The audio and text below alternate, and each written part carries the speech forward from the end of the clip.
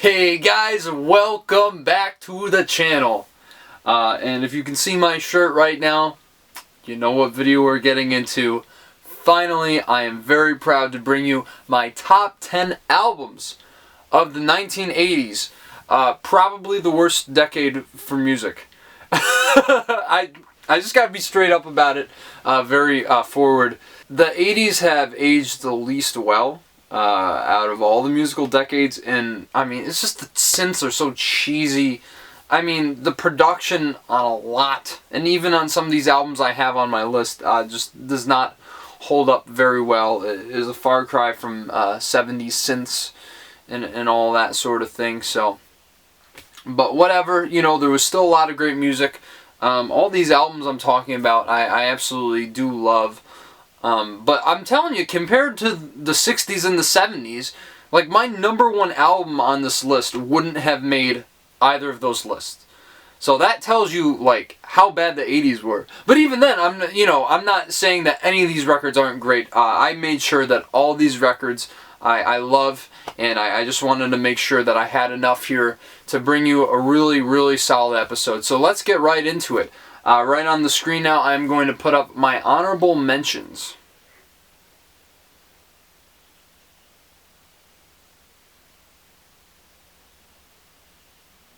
So probably by seeing that, you kind of have a good idea of the artists who are going to be on this list. Sorry, Bob Dylan is not making this list. The 80s were not very kind to him. Let's put it that way. But yeah, let's just hop right into it. Very excited to talk about these records. Alright, so at number 10, this is an album I'm very, very excited to talk about. I mean, because, look, let's be honest, let me get this out of the way. Once again, I'm going to crap on the 80s continuously in this video. Sorry. But, look, 80s hip-hop has not aged that well. At least the stuff I've listened to. I mean, Run DMC, their flow is just so weak. I mean, just listen to anything. Or you listen to Eric B. and Rakim, and obviously Rakim is such an influential rapper in his own right, but all he's rapping about is like, oh, I'm such a great MC, I'm so much better than everybody else. I mean, I don't really care about that. Like, even if you are influential, that's, well, most of the time, there's a couple people who can get away with it from time to time. But if you really look at the 80s, the one hip-hop group that stands out is Public Enemy, and their approach, I mean, really is, very aggressive in their themes, which really worked for them. And you'd think by me saying this that It Takes a Nation of Millions to Hold Us Back would be my number 10, but that's not the case. I think it's a classic, landmark hip-hop album in its own right, but the one I'm talking about today, I think, is even better and in such a different album. And I think this came out at the perfect time, because not only does this still hold up today, I still think it is a benchmark in hip-hop. And at number 10, I am talking about 3 Feet High and Rising, the debut album by the hip-hop collective De La Soul. Really, as a debut album, this is just so revelatory and so positive, because even we were just talking about Public Enemy, the themes were very, very aggressive, and and sometimes it was enlightening to listen to, and yes, sometimes it was fun, but it was really hard. They were really a hard-hitting band. So then you get a group like De La Soul, who's really using like very, very interesting samples that more geared towards jazz, and really a bunch of different influences is across the board in the samples they use. And I think this album was really one of the first examples of how brilliant samples can be. Just listen to I Know is one of the most brilliant pieces of sampling I've ever heard, especially the way they use Steely Dan's Peg, and the way they use the whistle from Otis Redding's Sitting on the Dock of the Bay. The way they cut that song up is just amazing.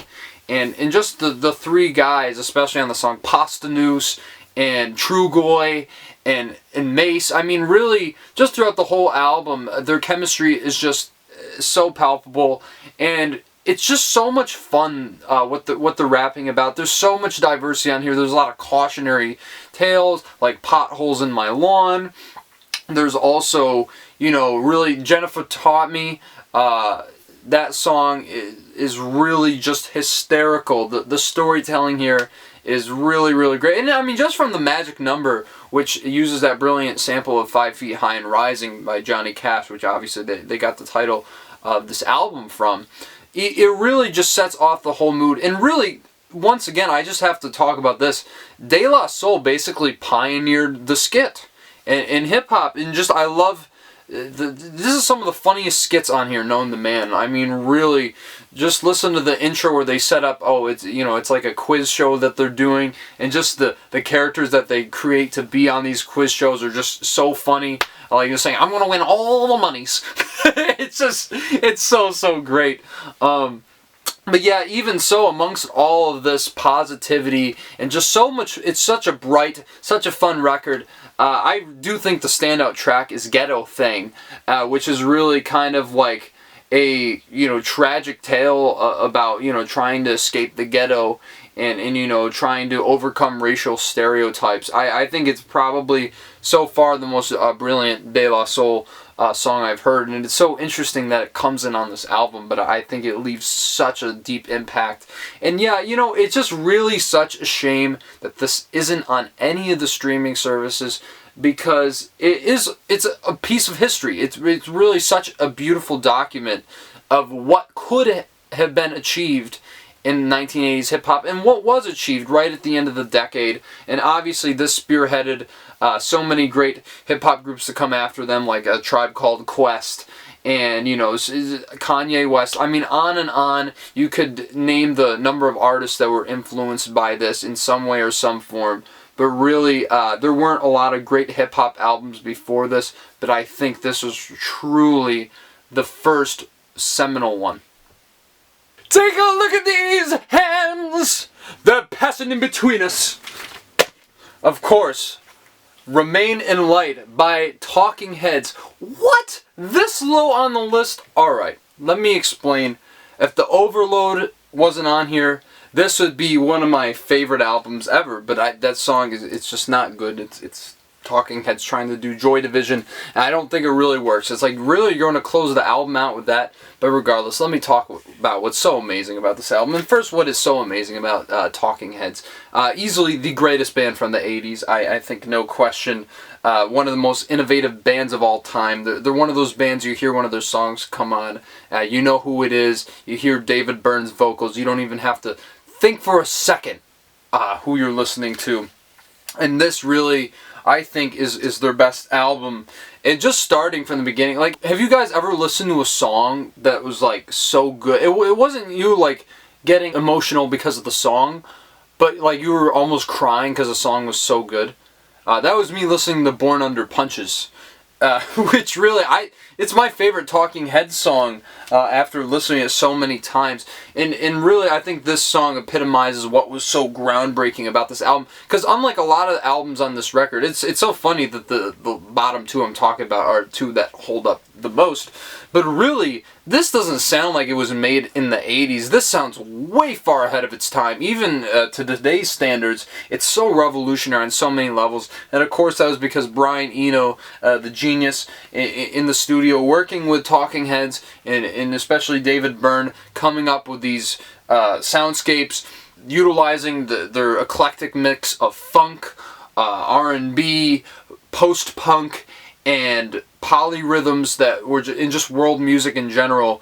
But the polyrhythms here really drive this whole thing. A lot of these are extended jam sessions that the band did, and then David Byrne kind of wrote lyrics over, which are just so incredible, so bizarre, but work so well, and really very, very, very anxiety-ridden, which was what made his vocals and just this band's music stand out so much. But really, this song is, you know, not only does it have those amazing sequiturs from David Byrne, just him yelling stuff like, hands of a government man, you know, like, I'm a government man, like him just yelling that stuff through the song.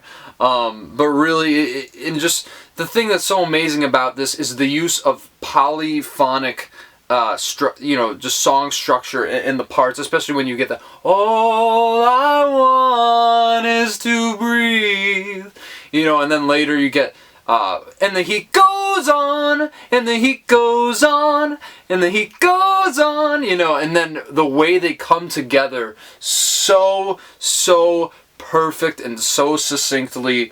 It really is a magnum opus in music. It is one of the greatest songs ever written, and it's hard for even any song on this album except maybe one to top it. But even so, you have songs like Cross-Eyed and Painless, where David Byrne is like practically rapping, but it's so catchy too, and just the bleeps and blips going on throughout this whole thing.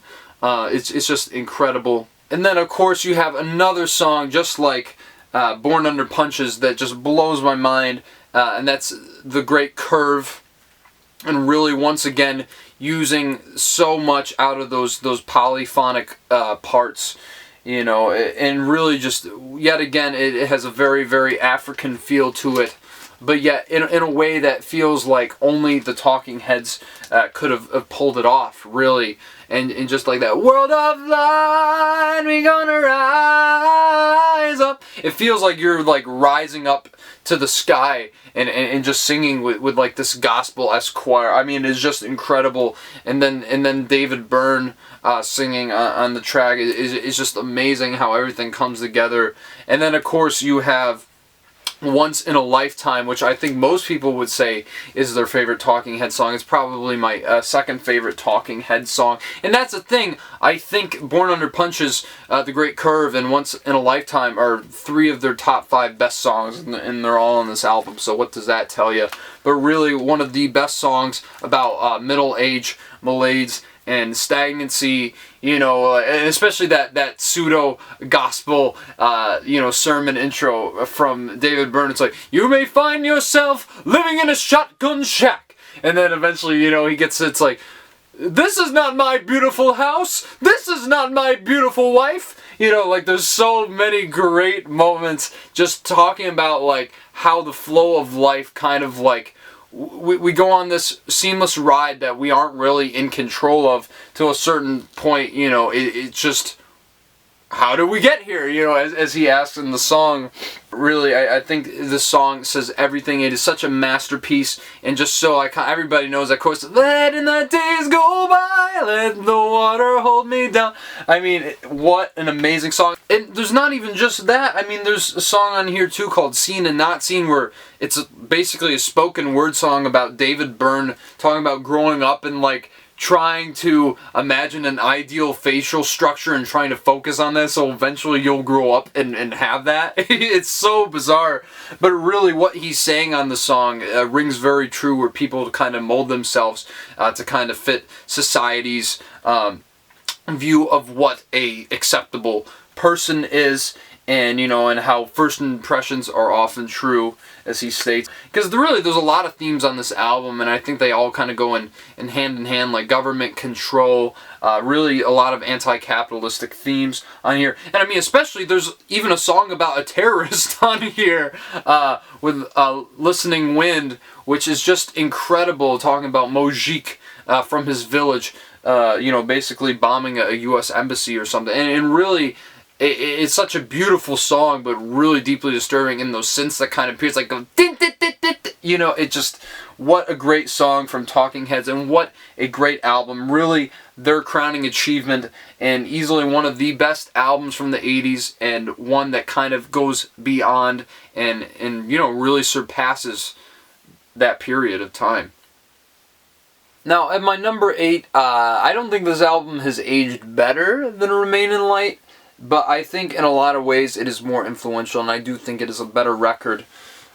And I am talking about Paul Simon's Graceland, which there's a lot of controversy surrounding this record, especially because Paul Simon went and recorded in South Africa during, when there was a civil boycott, because especially with apartheid going on there. But really, this was such a groundbreaking record in the way that he basically brought these African music styles to a mainstream audience, and did it so well. I mean, and I think despite, any of the controversy surrounding this, where whether Paul Simon didn't give people songwriting credit, like Los Lobos. I mean, there's no denying listening to this and not thinking that Paul Simon is one of the greatest lyricists of all time. Yeah, this isn't as good of an album as Bridge Over Troubled Water, but I think his lyricism had grown exponentially at this point in time. He had some great solo records before this, obviously, with the self-titled, and as well as Still Crazy After All These Years, but I think that this is definitely his best work, and I think anybody would tell you that, especially starting with The Boy in the Bubble, which is a great way to kick off a lot of the ideas he's getting in this album, and especially the title track, which is you know, such a great exercise in songwriting. And first off, you know, you listen to the line where he's like, "My traveling companion is 9 years old. He's the child of my first marriage." I mean, no one else could write a line like that except Paul Simon and be able to pull it off. But really, just how Graceland is kind of like this metaphor for, you know, restless souls trying to find refuge in Elvis Presley's home. I mean, really, it is such a brilliant song, and there's so many on here. Gumboots is so much fun. I Know What I Know, the way they use those African-styled well, basically they are African vocals because African musicians played on here, they performed on here, so really, really cool, the authenticity, at least in that regard, despite this coming from a white musician.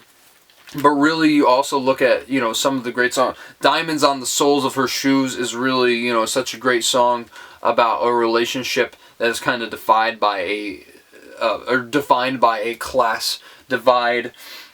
But so well, the way they utilize those, you know, African-style harmonies. I mean, just brilliant. And of course, the mega hit, You Can Call Me Al. I mean, the synths are so cheesy on this thing, but really, it's my favorite song. Yet again, another reason why Paul Simon is one of the greatest lyrical geniuses of all time. And you know, really a great song. Yet again, another great song about, you know, middle age, and really just such a brilliant album, you know, and really, how can you not love what Paul Simon did on here? Yeah, there's a couple of songs that haven't aged terribly well. Obviously, it's the 80s. What else can I say about that? But this is undeniably one of the best records to come out of that decade, and one of the most influential albums of all time, probably. Now, what could I possibly have at my number 7? Purple Rain, Purple Rain. Look, you knew it was coming. You see it on my shirt here. Purple Rain by Prince. Another one you're probably saying, what? Why is that not at least number 2? Well, listen to me. This album is not aged as well. I mean, really, I think the production on here is a little bit lacking, and it seems a little bit hollow, especially compared to some other albums which I'm going to compare it to later down the line. But really, this first appearance of Prince on this list, and obviously this is not the last time you're going to see me talk about Prince in one of these videos. But really, obviously, what a great pop rock record, especially starting off with Let's Go Crazy with yet again another sermon where he's saying, "Dearly beloved, we are gathered here to celebrate this thing called life." And it's such a great way to introduce us to this album. And then you hear that synth going crazy, you know, no pun intended, but the din din din din din, you know, and then he just gets into the song. It's such a great song about living in the moment, celebrating life. You know, if the elevator ever tries to get you down, there's really a lot of great religious metaphors here, and you know, especially, you know, the elevator being the devil. We're basically saying, you know, look for the purple banana till they put us in the truck. What is the purple banana? I don't know, but I get what he means regardless. But really, there's so many classics, really classics on this record. You could talk about this whole thing, and obviously some of the substance there in all the songs. Sometimes it's, you know, it's not always 100%, you know, the most profound songs you're ever going to hear in your life. But really, just listen to the beautiful ones. I mean, what an amazing Prince ballad. Just one of his most standout ballads. and the pain in his voice when he's saying, "Do you want me? 'Cause I want you." I mean, really, his vocals are just nuts on this thing, especially when he's screaming, "Baby, baby!" You know, I mean, wow. I mean, really, one of the greatest singers of all time. One of the greatest guitarists of all time. And just listen to the guitar solo at the end of Let's Go Crazy. I mean, it's just nuts, really. And yet, I mean, there's so many interesting songs on here. And especially, I mean, this was the first album, yet again, this made history. Not because it was, you know, a successful soundtrack to the movie, which, you know, isn't very good. You know, the album's way better. The album's way better than the movie. But really, the song "Darling Nikki" caused a lot of controversy because the daughter of Alan Tipper Gore was listening to this, and you hear him go in and say, you know, "I knew a girl named Nikki. I guess you could say she was a sex fiend. I met her in a hotel lobby masturbating to the magazine." I mean, I don't know how old she was at the time, but really, that really put Tipper Gore over and basically slapped, I don't know, I think she slapped a lawsuit on Prince, and basically what ended up coming out of it was the parental advisory sticker. So you gotta thank Prince for being just so ballsy, quite literally, and, you know, getting that put into effect, because this dude did not give two shits about what he talked about on record. He was like one of the most dirtiest people, but really, I think, you know, it was never just for shock value. I think his songs were just so well constructed. I mean, he was probably the most brilliant pop musician to ever live. This dude played like 27 instruments or something. But obviously, he has the Revolution, as you can see, Prince and the Revolution, who back him up on this album. And it's so much better for it.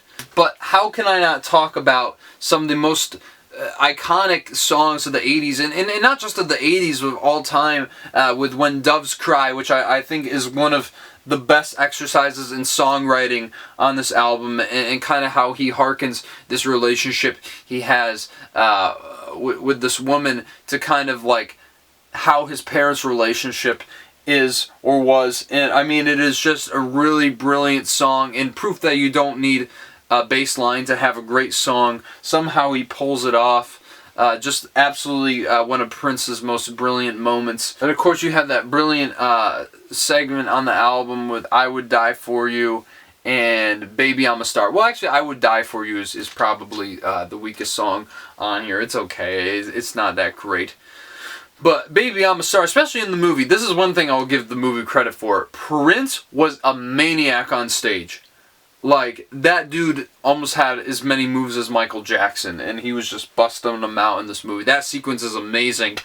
But I do think this album is structured very well, because in the movie, there's a certain song that comes before those two, and on here, it is the closing track, and I think one of the greatest closing tracks of all time. Of course, the title track to this album that you've either heard me sing or have seen, you know, I don't know how many times in this video already, but really one of the greatest masterpieces in the history of popular music.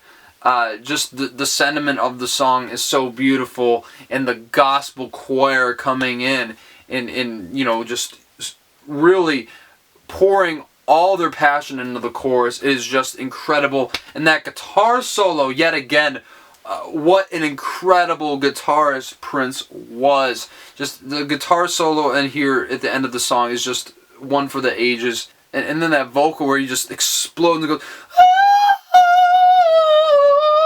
I mean, it is just mind-blowing. Obviously, Prince could do it way better than I did just there. But wow, wow, wow. One of the greatest ballads of all time. One of the greatest songs. And I think just a beautiful way to really close one of Prince's best albums. And this isn't even my favorite Prince album, which I might get into.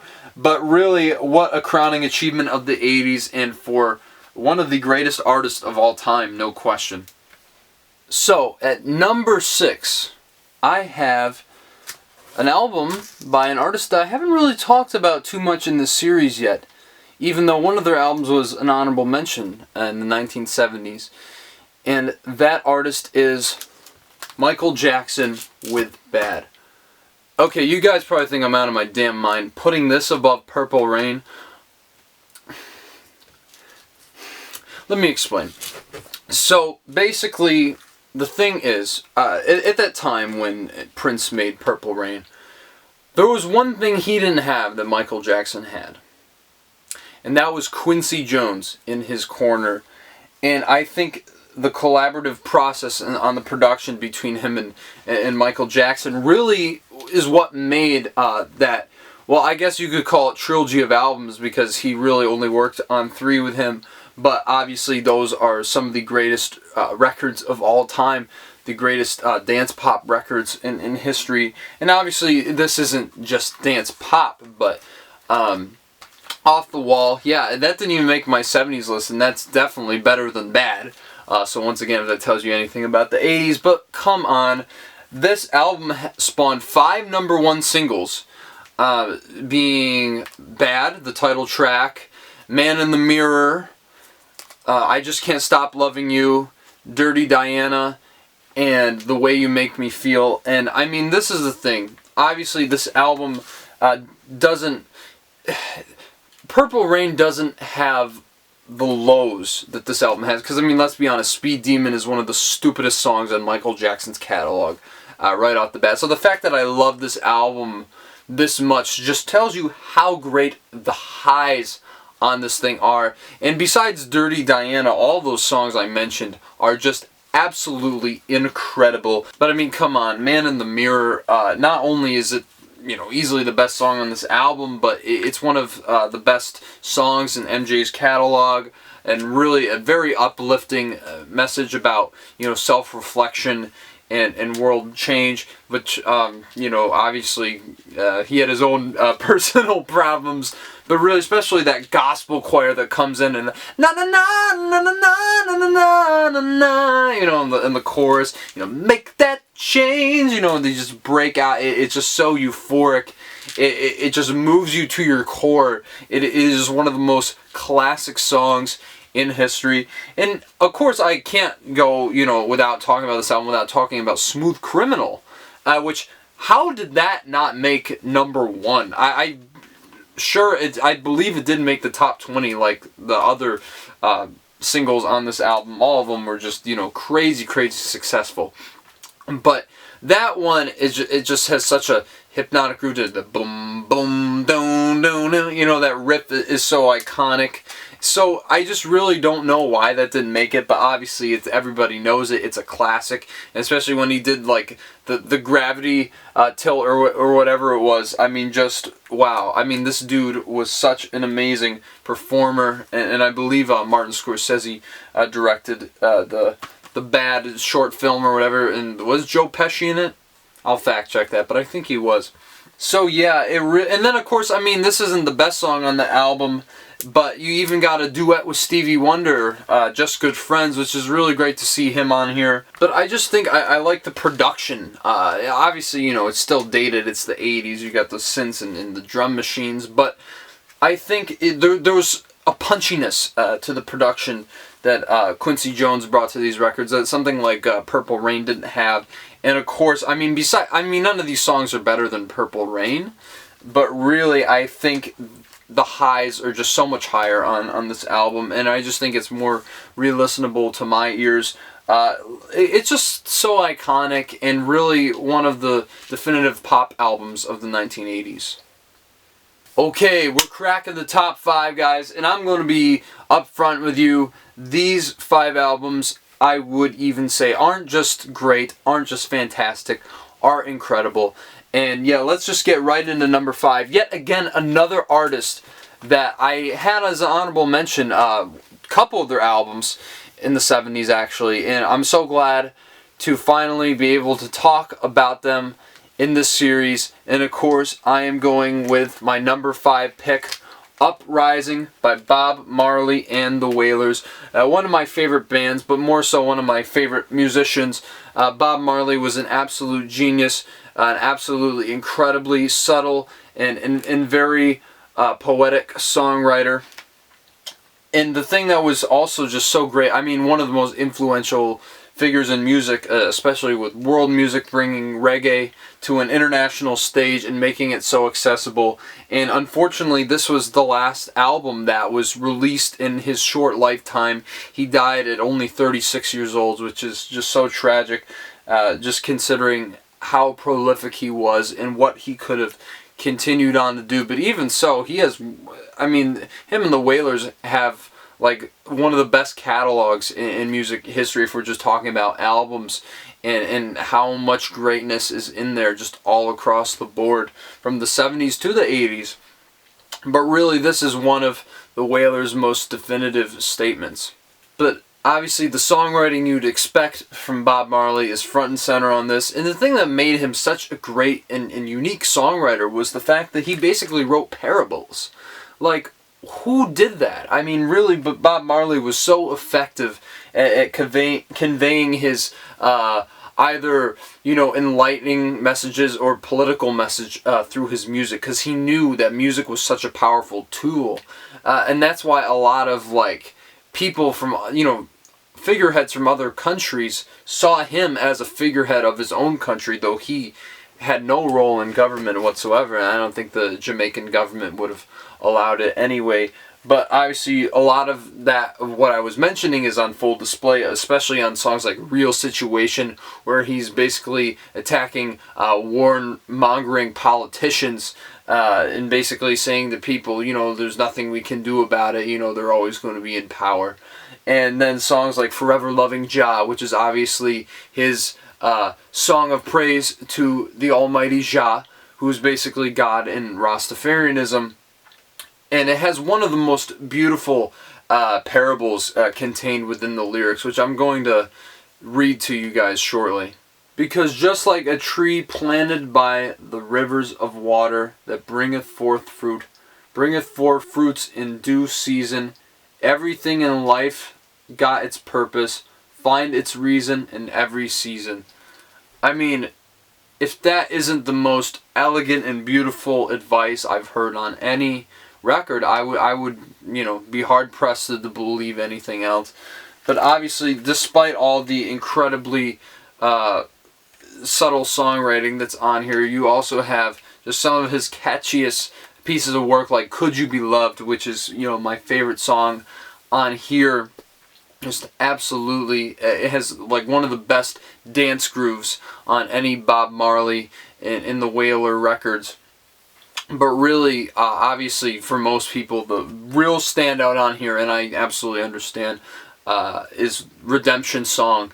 And the fact to place that at the end of the last album that was released in Bob Marley's lifetime feels like such a parting statement. And I think he kind of knew he was going out the door, which is just so unfortunate. But Redemption Song, I think lyrically, is the greatest song Bob Marley ever wrote. I'm just not a huge fan of that false ending, but even so, it's just a masterpiece in songwriting. And of course, there's also great songs on here like Pimper's Paradise, where he's like talking about the effects of fame and how that can kind of eat somebody alive. And really, I just never heard anything like that on any other Bob Marley and the Wailers song. So really, such a great diversity of topics that he's talking about on this record. And yeah, really, this is once again one of their best albums. And if you guys haven't checked this out, if you guys haven't checked out Bob Marley and the Wailers,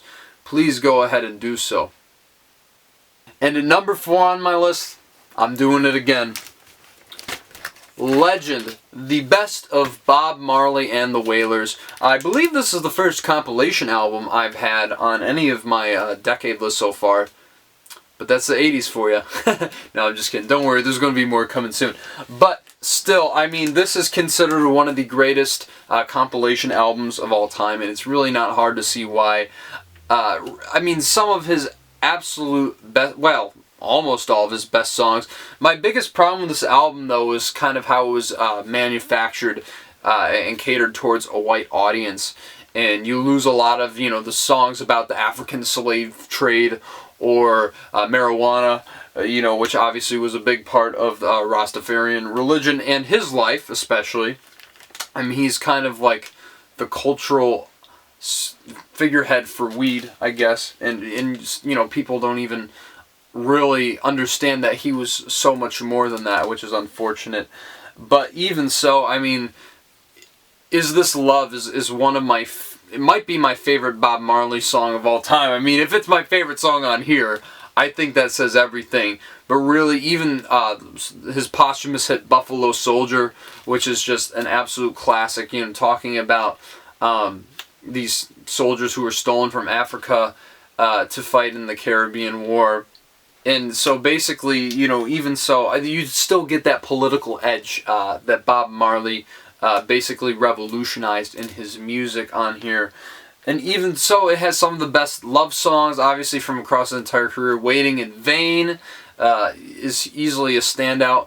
And of course, you have some of the most iconic songs of all time, Three Little Birds, with that "Every little thing is gonna be alright." You know, everybody knows that chorus, everybody knows that melody, everybody knows that song. And even so, you also have some of his best feel-good songs, Stir It Up, which is great, from Catch a Fire, which I still think is personally Bob Marley and the Wailers' best record.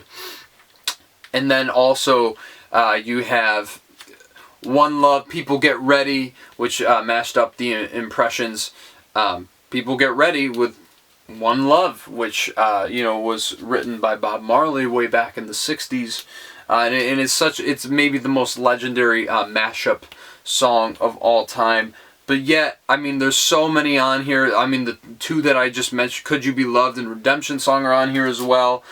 So really, this is the best-selling reggae album of all time. And yeah, I mean, despite what I said about it, and really the only song I don't love on here is Satisfy My Soul, but it still is very good. So, despite everything I have said about it, I can understand why this is sold as well as it did. It is an incredible compilation from top to bottom. Obviously, you would have liked to put Redemption Song at the end like they did on Uprising, so maybe that they weren't trying to repeat the same thing that they did on that album. I don't know, but I think it could have done a little bit more fine-tuning in that sense. But yeah, if you told me this is one of your favorite records, I completely understand. It's an absolute classic. And of course, I have to mention the live version of No Woman, No Cry. More so the compartmentalized one that's on the original LP listing that is on this record. I mean, one of the greatest live recordings of all time. Just the audience coming in singing, "No Woman, No Cry." I mean, it just really is one of... It feels like you're there watching Bob Marley and the Wailers, even though it was so long ago. And yeah, I mean, for a greatest hits album, this really has had an indelible impact on music. And at number 3 on my list of the top 10 albums of the 1980s, we have An Innocent Man by Billy Joel. Really, this is my favorite Billy Joel album after The Stranger, which I obviously also was at number 3 on my top 10 list of the 70s. So pretty crazy how that lines up, but I think this album is just such a treat. And obviously a concept album, not thematically, but just the songs were all homages to the American music of the late 50s and early 60s, like Motown. I mean, obviously you have music in the style of James Brown, Benny King and the Drifters, the Supremes, the Temptations, Sam Cooke. I mean, the list goes on and on. I mean, just listen to Uptown Girl. That is a Four Seasons song. And I think, you know, that or The Longest Time are just two of Billy Joel's most iconic hits. And for an album that came out in the 80s, this is one of the ones that has stood the test of time. It is not dated in the slightest, probably because he was hearkening back to those earlier styles of music, which still are timeless today. And the title track is just such a great song about, you know, someone who's closed off because of some emotional turmoil that they had gone through in a previous relationship, and basically this guy saying that he's an innocent man and open up to him, he's going to make it better for her. Really just some of Billy Joel's most insightful and thoughtful lyrics. Very, very poignant. And of course you have the great Tell Her About It, which is just, you know, as I said, it's the homage to the Temptations and the Supremes, and it's such a joyful, upbeat song with the horns blaring in the background, and just talking about, you know, these two people who have feelings for each other, but nothing's going to happen if you don't tell her about it. Tell her everything you feel. Give her every reason to accept that it's for real. I mean, just what a great pop tune. Just incredible. And of course, I mean, the list goes on this record. But really, I mean, how can you beat Uptown Girl in the longest time? I mean, really, just iconic classics. And while I don't think this is the best track on the album, the opening song, Easy Money, really shows how much vocal prowess Billy Joel has. Him trying to channel James Brown there works so well on the vocal side of things. And even like Christy Lee is really one of the funniest Little Richard inspired songs, and has a lot of great double entendres if you're into that. But yeah, this is just a pop classic, and really I think an underrated album, because people love Billy Joel, but I often don't always see him lumped with some of the all-time greats, and he absolutely should be. He's one of my top 3 favorite artists. I mean, right under Bob Dylan, and he's had more albums on these lists than Bob Dylan, strangely enough. But yeah, An Innocent Man, if you guys haven't checked this out, it's just a romp from start to finish. You won't be disappointed with this. It is so much fun, and once again, a timeless album from the 1980s. Alright guys, so the top 2, I don't think it's going to be too surprising what they are, but maybe the order will shock you a little bit, and which is why I have at number 2, Michael Jackson's Thriller. I mean, come on. A blockbuster if there ever was one. I mean, this is the greatest selling album of all time, and it's not hard to see why. Just right from the go, with Wanna Be Starting Something, which was a leftover from Off the Wall, and you can completely hear it, the disco groove on that track. It's just, you know, a little bit more synthy, and really, I mean, it is just such a banger. And you know, just from that opening riff, boom, boom, boom, boom. I mean, it just gets stuck in your head. You just want to groove when you hear it come on.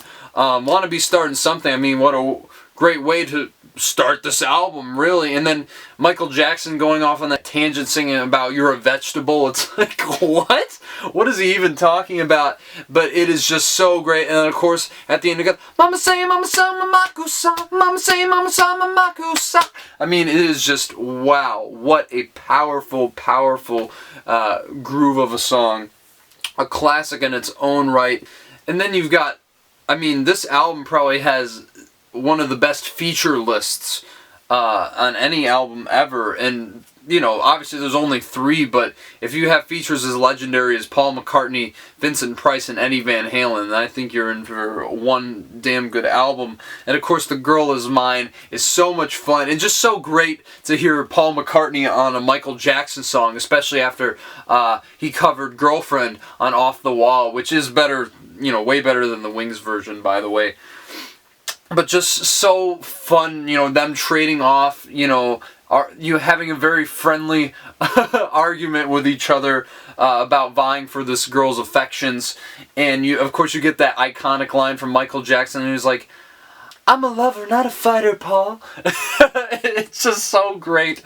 And really, I mean, just what a display of how incredible Paul McCartney is as a vocalist when he hits that low B flat. I mean, it's just nuts. That dude could sing anything back in the day, but obviously his vocals don't even touch Michael Jackson's, who was just what a legendary vocalist. Probably one of my top 10 favorite singers of all time, and I think most people would say that as well.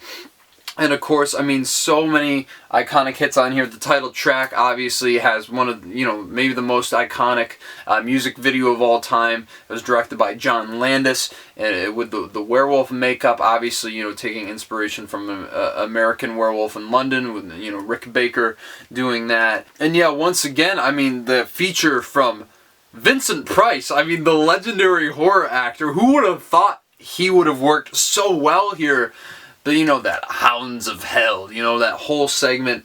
It's just so incredible, and you know, I can't imagine anybody but Vincent Price doing that. And then of course on Beat It, one of the best pop rock songs of all time, with that blistering guitar solo from Eddie Van Halen, just at the top of his game. Crazy that Michael Jackson thought of Pete Townsend for this, and I mean, Pete had the good sense to say no, you know, get Eddie Van Halen, because it really created one of the most iconic hits in popular music, not just of the 80s, just in general. And of course, I mean, how can you not love Billie Jean, which I think is the greatest pop song of all time, especially from that boom boom boom boom, you know, that opening riff to, you know, the whole story. I think some of Michael Jackson's best songwriting, where he's talking about, you know, this, you know, maybe because he's famous, this girl accusing him of having her son, you know, and then him kind of like second guessing himself throughout the track. But really, it has such an infectious groove, maybe even more so than Wanna Be Starting Something. And there's a reason it is, you know, one of the best selling songs of all time, one of the most iconic songs in history, the best song in Michael Jackson's catalog, hands down. Though I think Man in the Mirror and Beat It even give it a run for its money sometimes. But really, I mean, of course, you also have PYT, Pretty Young Thing,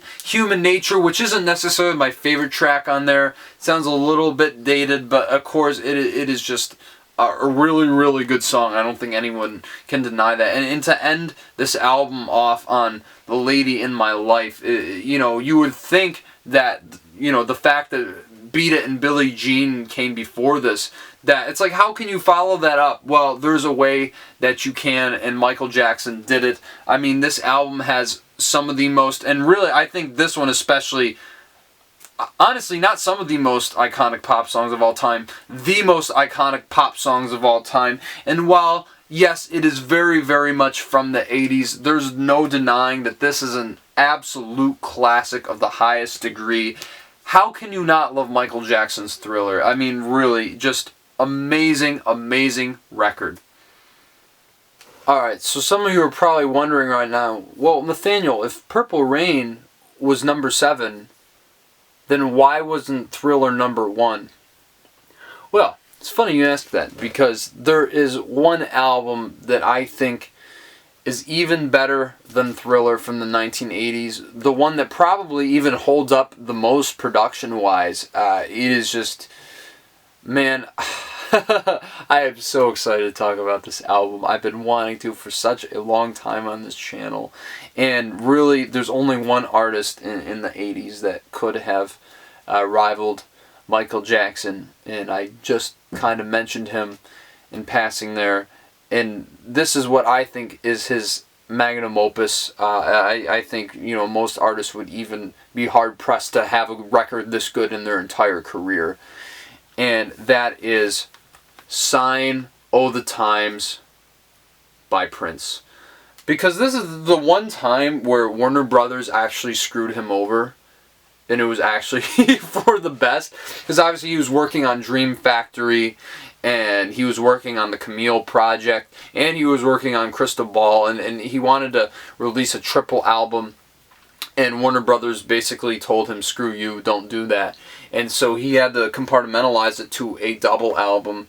And this is just crazy to me that, well, one, I mean, Prince was such a workaholic. He had so much, he still has so much in his vault that we haven't even heard yet, and supposedly we'll be getting Prince content for maybe the next 60 years. I mean, his work well outlives his lifetime, is obviously his legacy. You know, everybody knows that.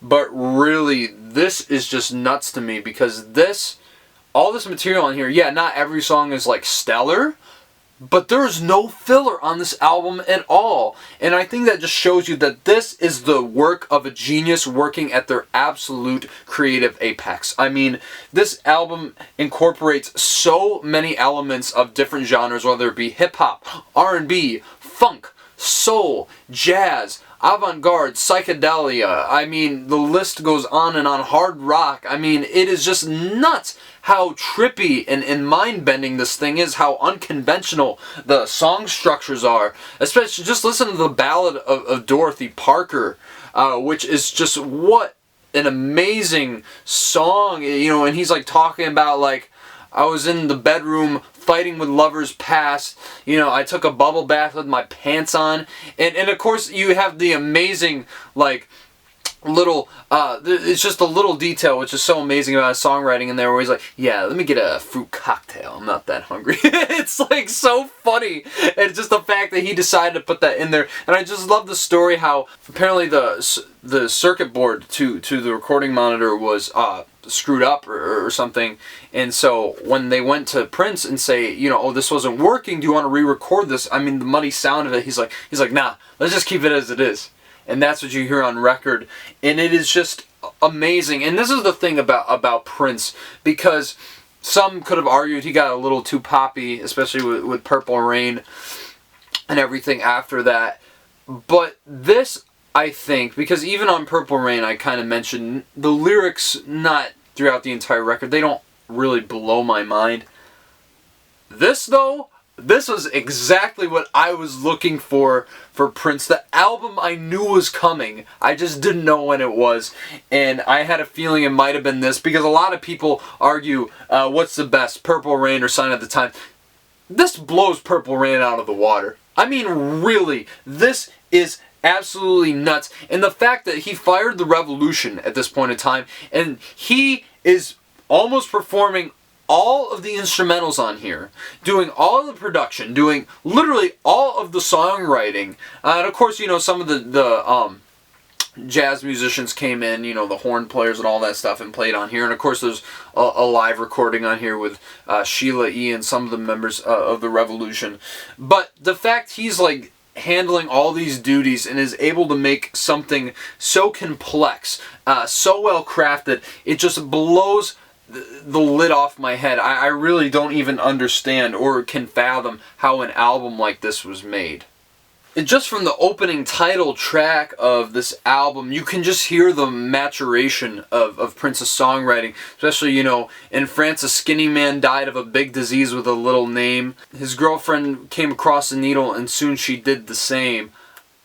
I mean, it really has like the political precision that was so biting about, you know, Stevie Wonder's 1970s output, and really just one of the darkest songs in Prince's catalog, you know, contrasted by, you know, some of the most brightest moments and joyful moments on any Prince record, like Starfish and Coffee, talking about this girl, Cynthia Rose, who was extraordinary, you know, basically, just such a great story about, she said that she'd eat starfish and coffee with her lunch, and basically them looking inside her lunchbox, you know, these school kids looking inside her lunchbox, seeing that, and then with this beautiful harp just played over the chorus of the song. I mean, the instrumentals are just nuts.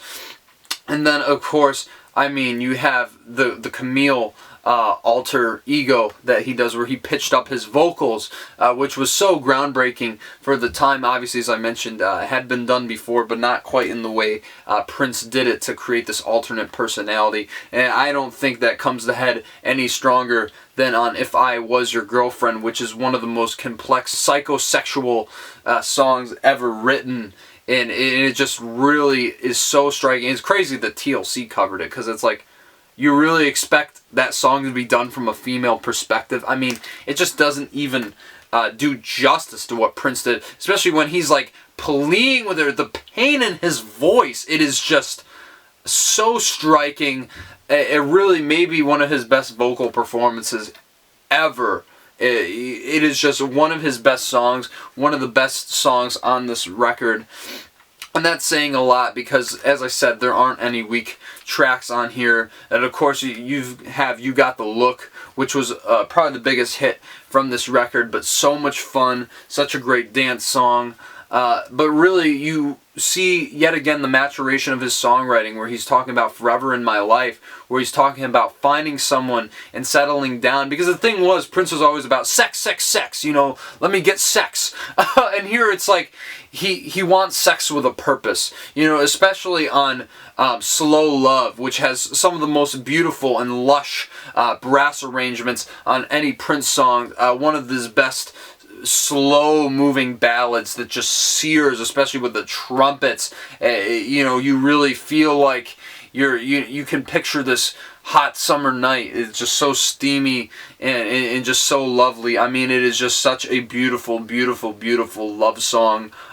Really, Prince adds so much substance to what was already present in his music, which is just incredible.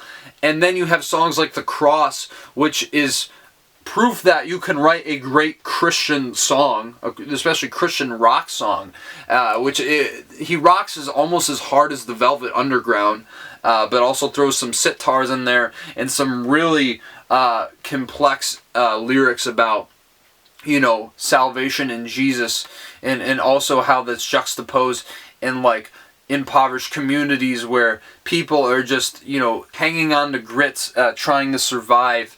I mean, it is powerful, powerful stuff. And yet again, one of the best tracks on this album. And just his use of backward tape loops is even reminiscent of the Beatles' Revolver. I mean, this dude threw everything at this record, and just it panned out so well.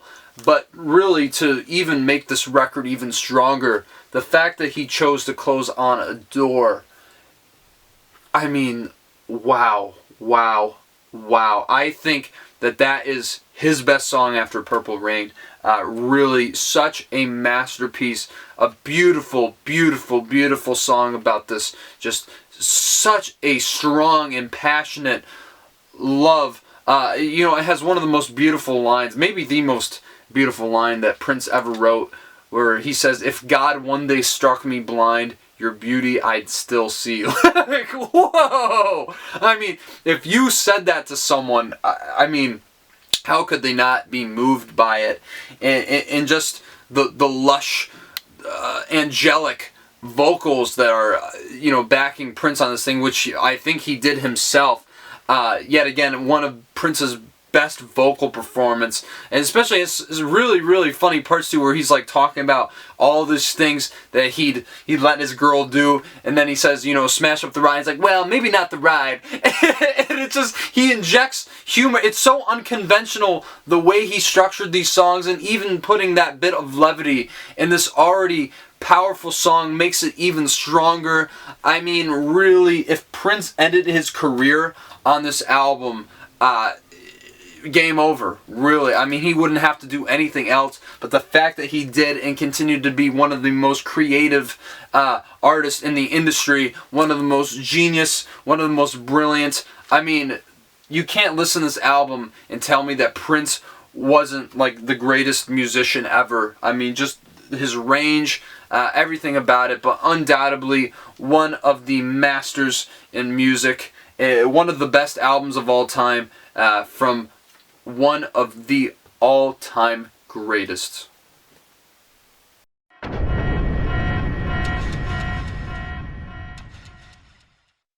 Whoa! Hold your horses! Hold your horses! Hold your horses! There's one other album that I actually would have to put above Sign of the Times, and I know not all of you have heard it, but you absolutely should. It is the real #1 of the 1980s, and that is Smart Kids by McGruff the Crime Dog. He is the voice of a generation, and what Bob Dylan was to the 1960s is what McGruff the Crime Dog is to the 80s, and still today. I didn't forget about you, McGruff. And even so, songs like Winners Don't Use is reminiscent of Randy Newman's best political songwriting. Such a great tune. And Halen's puts the groove on Wanna Be Starting Something to shame. Just really, really, really, what an incredible, incredible piece of work. And Alcohol, wow. I mean, they really out-steelied the Dan on that one. Walter Becker is rolling around in his grave right now, really just so upset they didn't write it. And I mean, Donald Fagen is probably drinking himself to bed every night, just really crying over the fact that he didn't write something as good as alcohol. Just the production on this song is so crisp, so pristine. You should be proud, McGruff. And this album just has some of the most timeless messages on here. Just say no. I mean, it's never been put, more simpler, but yet it is so profound. It speaks to multitudes. We should all listen to the advice that McGruff has given all of us smart kids. People, listen to McGruff the Crime Dog. He is so good. He has been such a guiding figure in my life, and I just have to thank him for everything, and thank you for making the best album of the 80s. That's about it. Catch my 90s video next week. See you guys later. It's no good when you're drinking.